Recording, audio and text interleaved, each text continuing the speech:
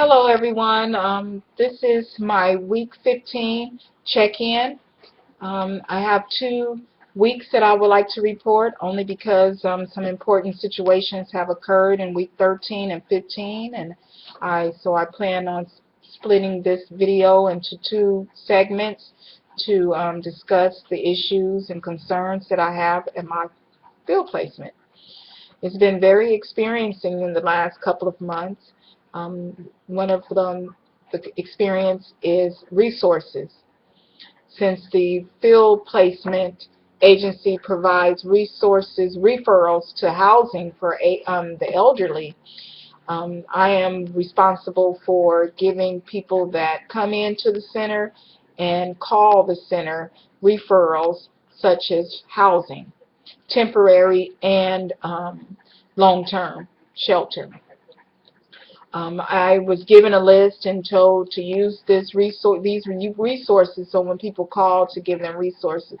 However, a couple of times people have called really upset because the resources were out of date, the numbers were disconnected, um, the waiting lists were 2 years or more, and it was a great challenge. Some of these seniors that actually came to the center to receive help needed assistance immediately. Like, for example, one of the ladies needed shelter December the 1st, and I really thought that the resources that they gave me were good resources. I failed to check them out before I gave them out. So with this being concerning, and housing is very important, and for senior citizens is often challenged because they have disabilities that prevent some people to be able to accommodate them, like having wheelchairs or walkers. So I decided to take upon myself to update and revise the housing resource list. So I use the 211 website. The 211 website is a website where it's almost like information, where you put in your zip code and type in housing for seniors, and different things come up for that topic. So I used that and found some um, housing assistance for the seniors, and also I use GuideStar.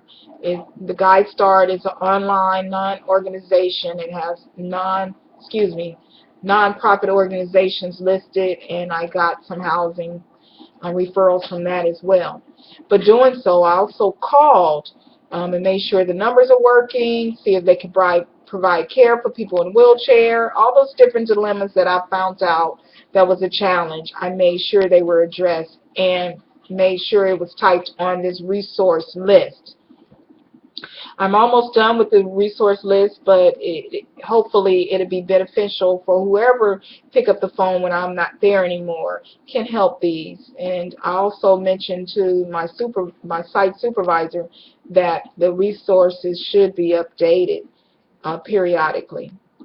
So my question for that situation is, how we as social workers build our resources center, and could you provide any online resources that may be used? Secondly, I witnessed this week witnessed elderly domestic violence. Yes, domestic violence does happen with the elderly. What occurred was a elderly man and his wife that come to the center had a disagreement, and he stood up and came over and slapped her in front of the other participants. The supervisor was aware of this the day of and did not intervene immediately or provide any counseling or education. So the program director was very upset when she learned a week later that it occurred and nothing was done. So she gave me an assignment. The program director is to research for we can educate the seniors on what is domestic violence, how to prevent it, how to report it, the signs of domestic violence, and so forth. So this Thursday I'll be educating the seniors on elderly domestic violence. And also I decided to change my topic, my presentation topic on elderly abuse, because as I researched, I find that it's very popular that the caregiver who is a spouse often commit abuse against their loved one. So my question is, when should social workers intervene?